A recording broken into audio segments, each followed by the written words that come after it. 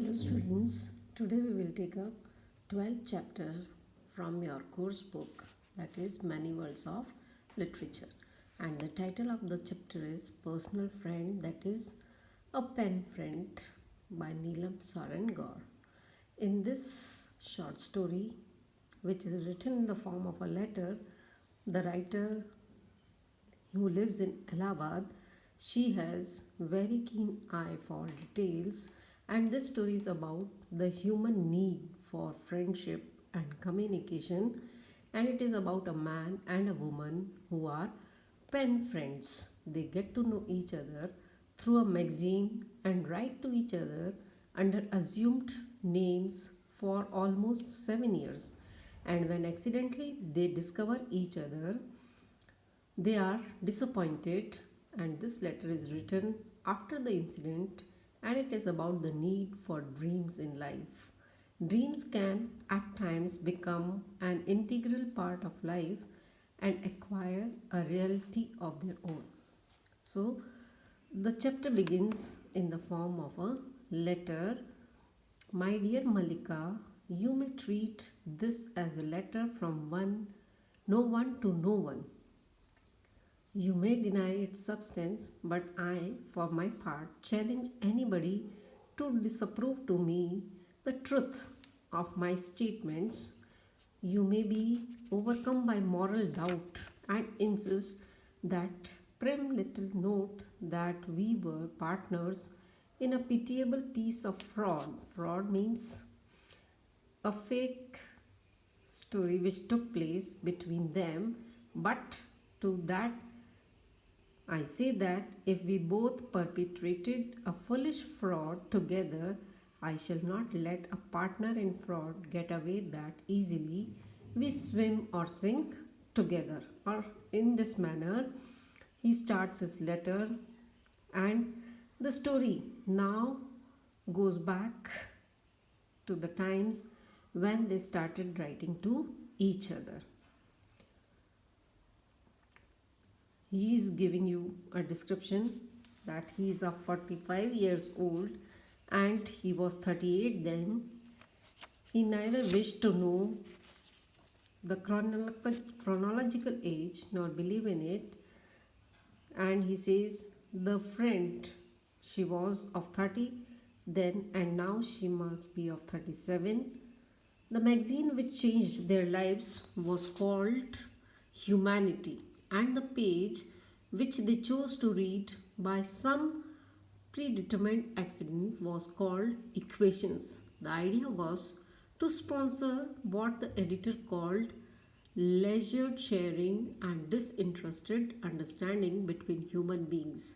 Friendships have become a defunct concept now, and this magazine gives that the friendships have become extinct,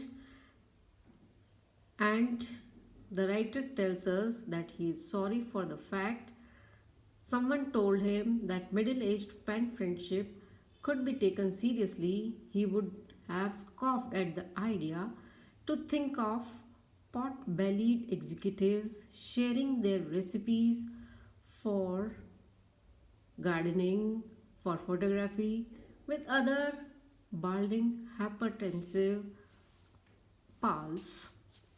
But he says a friendship at such an age, what a perfectly sick idea it was. And yet he read that article condemning both.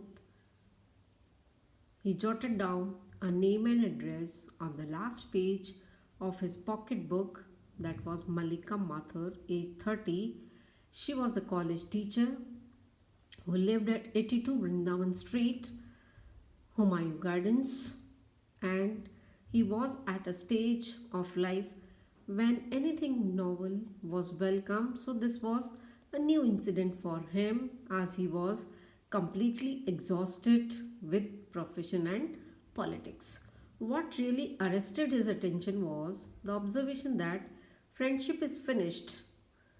In his father's childhood, he believed that they maintained relationships in youth, continued constantly in middle age, and staunch sharers of one's debilities in old age. But where had those steady relations gone? In his office, there were colleagues. In his chartered bus, there were fellow passengers. In the colony, there were neighbors, but no friends. He had a wife who was aware of his problems and who understood his appetites but had forgotten his thoughts. Children who asked for objects and never for his opinions, and the mates of his school and college days. All too often, one of those had risen grandly from a chair in a lavish room and received him with patronage. He was at a stage of life when his mediocre standing hurt him, and it is these 7 years which have fostered a quality of imperturbable control. What arrested his further attention was the lyrical name, that was Mallika, and her age and her calling, and that nebulous hobby she professed, that was thinking about things. Finally, it was the prospect of friendship of the pen, and which was faceless, free ideas for ideas, which attracted him the most. And these 7 years have made him intimately know the rain as it billows across their gardens, and he can smell the tube roses growing in their balcony. He had been to the slums behind their colony and known their stench and squalor. He had read the books the friend had read and followed her observations on TV shows and films. He obeyed imperious directions to listen to particular music cassettes, purchasing them from shops of her choice, and alone he had visited restaurants favored by her. He had received week after week general philosophies and confidences, and he knew, for example, how she dealt with her sister's death and her personal meanings for loneliness and for love. And he shared her views on what is wrong with us human beings, and we were companions in anxiety regarding the future of our country. So, this way, their friendship progressed, and how middle age threatens and old age conquers. So, all these topics were discussed, and in turn, he sketched cartoons and sent them across to her, a hobby ever secret with him. He did not know why he composed silly limericks, cracked jokes, and introspections. Often he had sat laughing at himself in the bus or the bench, and people would ask him why he laughed, and it all came out of a weekly envelope jammed with many sheets of fine blue paper scribbled finely across with green ink, the very handwriting of his friend, and why he imagined the very fragrance Malika must wear. Pen friend is too innocuous a name for such intensive haunting. And he asked questions, more questions. He asked for a photograph and he received. He liked what he saw and what he expected to be young, poised, withdrawn, chin upon hand, a smile in her eyes. And he asked for a telephone number and he received that too. But he dialed, and repeatedly he received the answer that this number does not exist. So he asked her permission to visit, and when he, disregarding, reached the address, the local address which she had provided, he found for himself that it was a working women's hostel with 100 inmates at least. Then, when he began to understand somewhat, he dreamt of green ink on blue paper, and what she was absolutely truthful to herself, there and absolute real to him. He could really never hold himself guilty, and in this way, he also tried to tell a lie, imagining himself to be a manager of the branch of bank, and he was actually a second assistant. He was not generally considered poetic or a thoughtful or even amusing person, and nobody ever heard of his limericks for simple reason that he never wrote them before cartoons, and he had never ventured. He was a commonplace, unhandsome, poverty stricken fellow. He had no hair to henna, and with humor to say, he was a bald person, and his name was actually Rakesh Sinha, and he became Mrinal Vashisht. So he chose a name to match that of his pen friend Malika.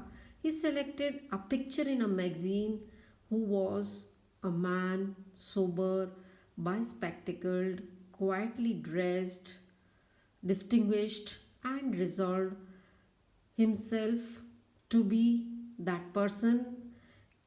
And what happened was that when he stood before his mirror, he quite forgot for prolonged periods of time his dumb, desolate self. He visualized himself as that paper man cut out of a magazine and lying in his drawer.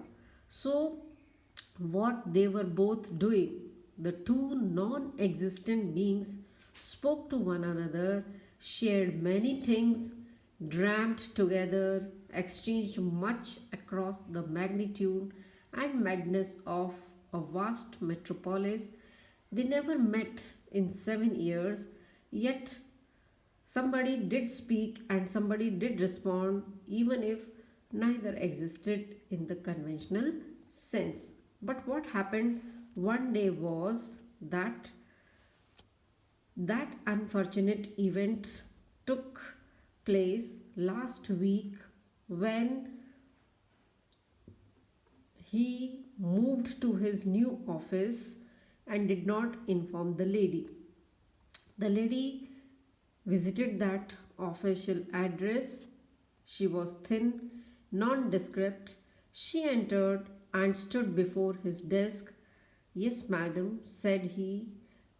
Can I help you, madam? So she says, I must write this application, sir. The manager tells me it's incorrectly drafted, and if you will be so kind as to help me. As she placed upon his desk a sheet of blue note paper closely covered with small green words. This was enough, and he could recognize from the handwriting and the paper that it was the pen friend whom he had been writing for 7 years. So he says he could not describe the utter confusion of the brain. He looked up into her faded face and found it pale, lined, commonplace, like his own, and not like that photograph which she had sent. Mastering his voice, he spoke politely, and then he wrote down, and when he was writing the letter, at last he said, what signature, madam? And she said, Veena Sahai. Address, and again she said, stenographer, 82 Vrindavan Street, Humayun Gardens. I know, he said ironically. She looked down, her gaze fixed upon her folded hands, and neither of them spoke.